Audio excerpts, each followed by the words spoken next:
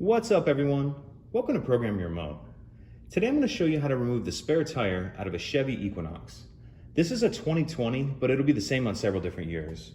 So we're looking in the back of the vehicle, and the first thing we need to do is open this little hatch right here,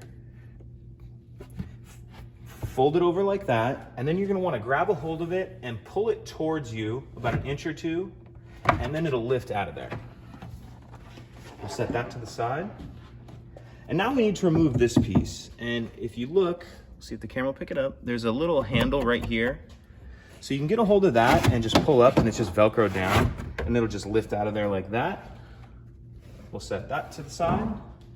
And now we can see our spare tire. So there's a little retaining screw thing holding it down right here. We'll just undo that. We can pull that out of there.